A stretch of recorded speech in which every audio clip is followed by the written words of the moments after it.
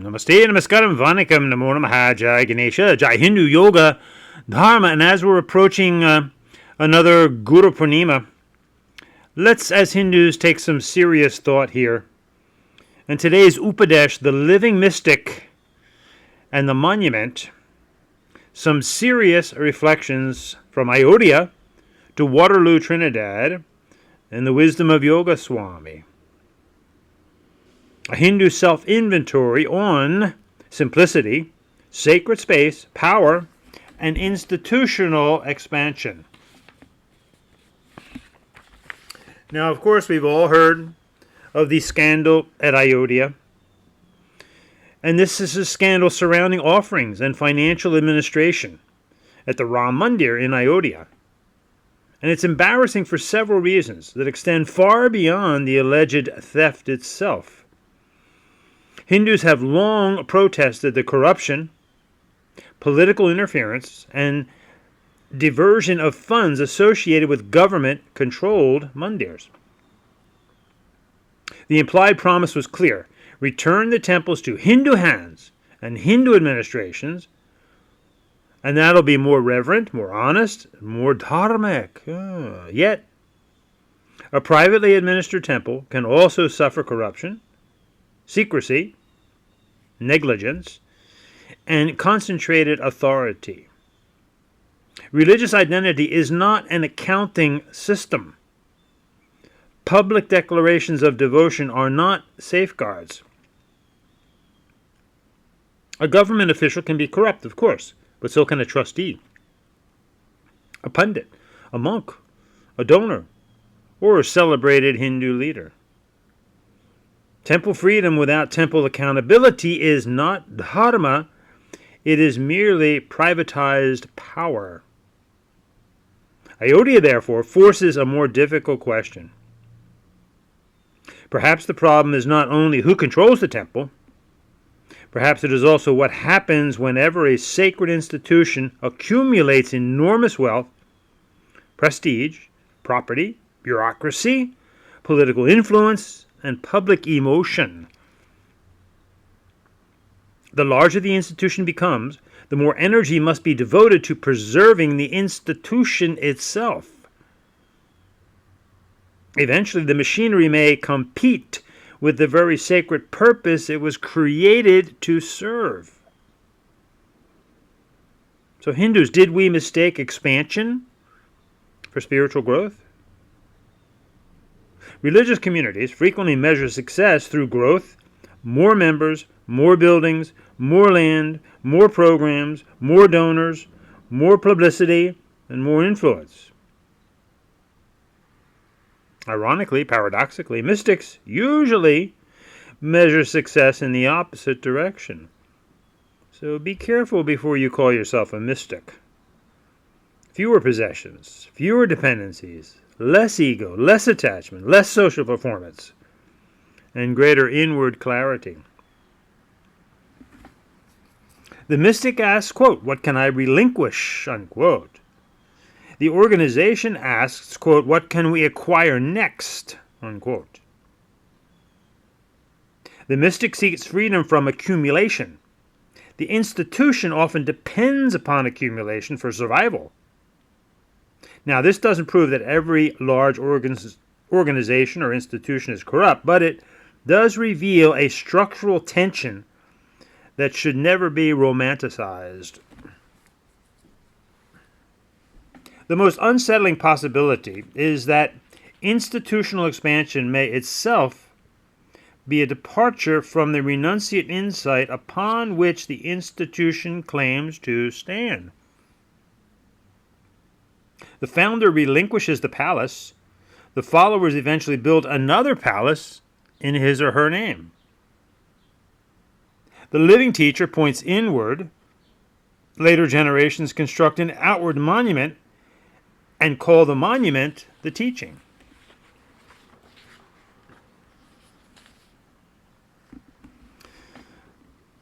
The humble mystics at the beginning. Many of the great religious traditions look back to founders or formative mystics who lived with striking simplicity. The Buddha walked away from palace life. Yeshua, later renamed Jesus, taught without a cathedral or treasury. Sufi saints repeatedly emphasized poverty of ego and nearness to Allah. Hindu renunciates lived beneath trees, in caves, huts, cremation grounds, or while wandering about.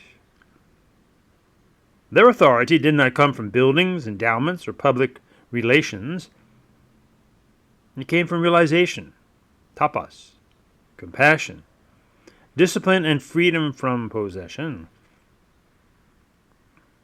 Their teaching consistently directs attention away from mere outer accumulation and toward the incorporeal principle within. Is that not the definition of spirit, spiritual, incorporeal? Tattvamasi. Thou art that. Aham Brahmasmi. I am Brahman. The sacred is not absent from form, but form is not the final reality. The body is not rejected, yet the self is not reducible to the body. Remember, it's Atmana, not the mind. A temple may serve realization, but stone cannot manufacture realization. This is why the lives of the mystics challenge every later religious empire built in their names.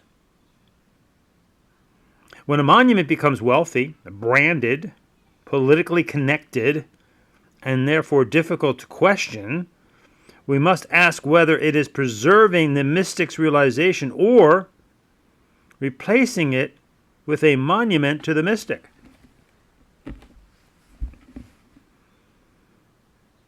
Trinidad and the wisdom of the small. Now this gets very personal.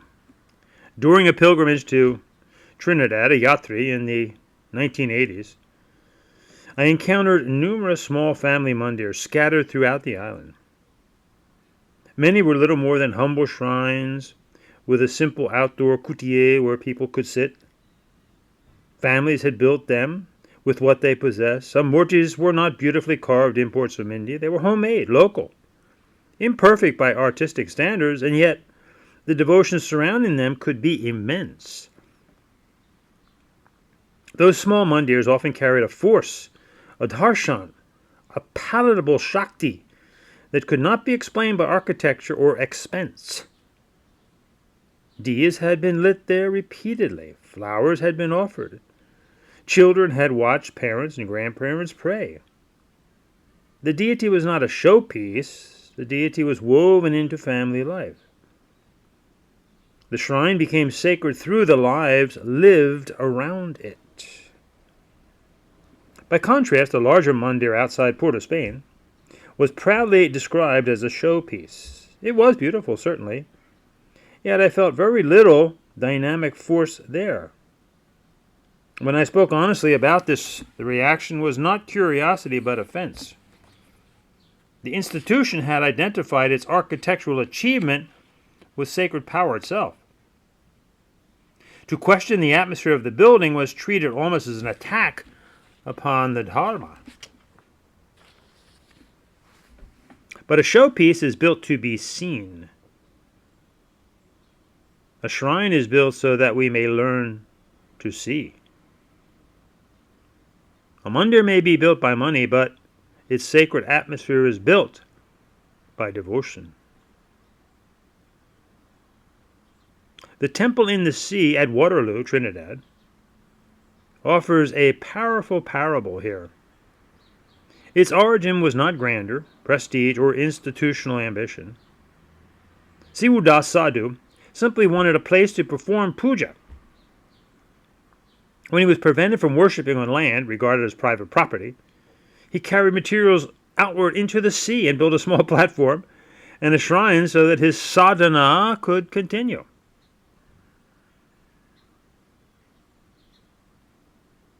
Nobody owns the ocean, he said. This expresses the principle embodied in his action. No company, landlord, or government, or social majority can own the Atmana's access to the sacred. Now, I was in Trinidad in the early 80s while this humble story was still close to living memory. And I saw the sadhu associated with that work. The striking fact was that many people dismissed him. They spoke of him as a lunatic, a crazy man, someone not to be taken seriously, riding on his bicycle with a little bag, collecting whatever he could get to throw into the sea to create his platform. The living devotee was perhaps inconvenient, eccentric, socially embarrassing. But after his death, the site was restored, the temple became a celebrated landmark, and a statue was erected in his honor. First they called the devotee mad. Later they called his work a monument. Sometimes the living mystic is troublesome. The dead mystic is marketable.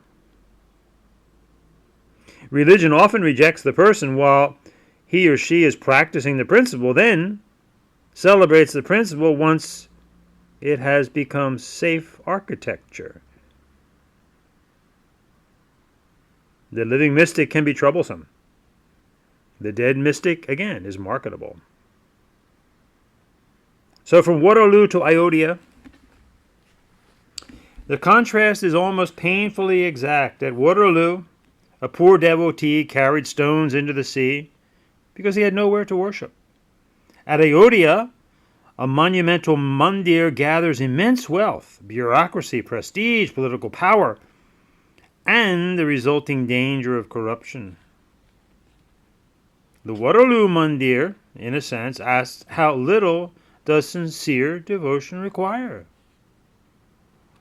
Ayodhya may ask, how much institutional machinery can devotion survive? One shrine arose because a single man refused to surrender his sadhana. The other now forces millions to confront what happens when sacred feeling is surrounded by enormous financial and political apparatus. Now, the answer is not to despise what was developed at Ayodhya, nor to romanticize poverty. Magnificent temples can preserve art, ritual, music, pilgrimage, memory, education, collective identity, and strong darshan, for sure. Yet their grandeur is inherently dangerous because it attracts ambition and creates systems that must be funded, defended, managed, and protected from criticism. Often the greater the monument, the greater the need for humility, for transparency, for independent oversight, and the freedom to question. Now, Yogaswami, and forgive me for mentioning his name because he didn't really want to be a recognized individual, but we're using him as an example here, so he was remembered as a true mystic who wanted little. Sitting under a tree, a little hut, the open air, that was enough. Accounts of his life repeatedly point towards simplicity rather than institutional ambition. And even when devotees built a larger surrounding building, the spirit of Yogaswami remained identified with the tree, the quiet presence, and the absence of need. This is not merely an aesthetic preference. The tree represents a deep religious spiritual principle. It requires no trust board, no capital campaign, no naming rights, no gift shop, no succession struggle, no public relations department.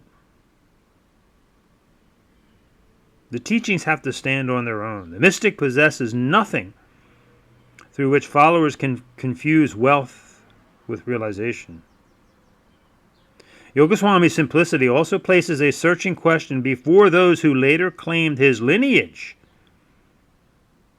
Are we preserving what he realized, or constructing what he did not need or want?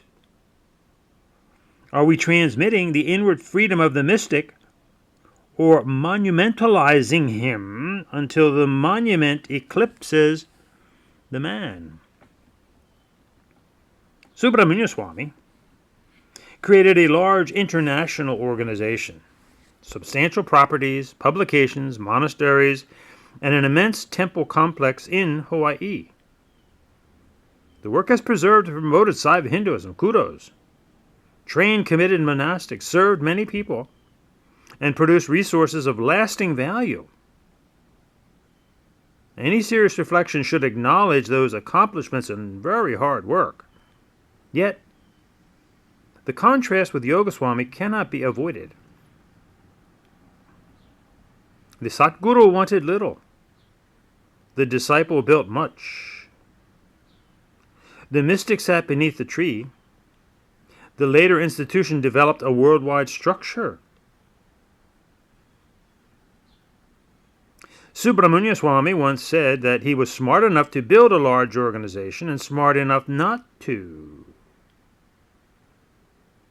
That statement now becomes a self-inventory. Was it genuine insight that was later abandoned? Or merely impressive talk that exempted the speaker from his own warning? Perhaps every charismatic leader believes his own institution will be the exception. But large organizations can be dangerous. Wealth corrupts others, but our wealth serves dharma? Monumentality distorts other movements, but our monument preserves the lineage. Satire.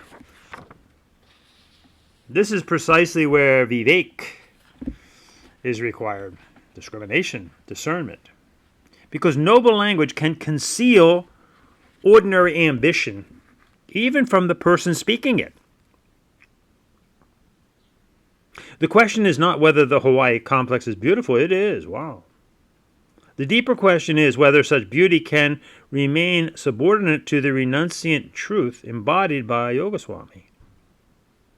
When maintaining the monument requires silence, hierarchy, reputation management, or the protection of personalities, the monument has already begun to bury the mystic. Did the disciple preserve the mystic's realization or replace it with a monument to the mystic? And this pattern is not uniquely Hindu. Megachurches, the Vatican, vast spiritual organizations, celebrity gurus, golf courses, helicopters, luxury estates, international headquarters, and branded spiritual industries all raise the same question. When did service become scale? When did renunciation become lifestyle? When did a teaching become a trademark? When did the seeker become a spectator? The danger is not that a teacher ever rides in a vehicle, plays a game, uses technology, or administers property. The danger is the cumulative transformation of spiritual authority into an insulated system of wealth, image, access, privilege, and unquestioned control. The public then may see expansion and assumes spiritual accomplishment, while the internal institution treats criticism as betrayal. The means gradually becomes the end. The teaching becomes a brand. The sacred becomes an industry. The founder's photograph grows larger while the founder's actual discipline may grow smaller. A mandir should be a place of sincere worship, not necessarily display, a center of dharma, not domination, transparent in finances and governance, accountable both to the people and to the divine. A sanctuary for seekers, not an empire for leaders. It should be small enough that truth can survive it and great enough to serve all. Now, of course, this doesn't prescribe one architectural size. It describes a moral proportion. A mandir becomes too large when preserving its property becomes more important than preserving honesty in the darshan. An organization becomes too powerful when questioning its leaders is treated as spiritual disloyalty. A monument becomes idolatrous in the negative sense when it demands the sacrifice of the very principles it claims to honor. The real mandir, of course, is inside. The body is the temple. The heart is the sanctum sanctorum, Hiranyagarbha. The breath, pranayama, is the prayer. Awareness is the diya. The atmana is the antar deity. Outer sacred space can guide us towards that realization, but it can never replace it. The Ram Mandir scandal can become a blessing only if it awakens rather than merely embarrasses us. Hindus rightly demanded that governments stop controlling Hindu temples. Now Hindus must prove that they can control themselves. We must not use reverence for Sri Rama, Hindu unity, saints, trustees, or institutions to obstruct accountability. As Hindus, we should ask of every mandir, every ashram, every guru, trust, and movement, who handles the money? Who verifies the accounts? Who benefits from that property? Who can question the leader? And what happens when truth threatens donations? Does expansion deepen sadhana or merely enlarge the organization? Hindus, are we building inner temples or merely raising higher mandirs and gopurams? Most importantly, we should ask what the mystics themselves required. They required almost nothing. They possessed little, sought little, and pointed inward. If our religious institutions require fortunes, political alliance, celebrity patronage, constant fundraising, and silence about misconduct, perhaps we have not expanded on our spiritual nature. Perhaps we've reversed it.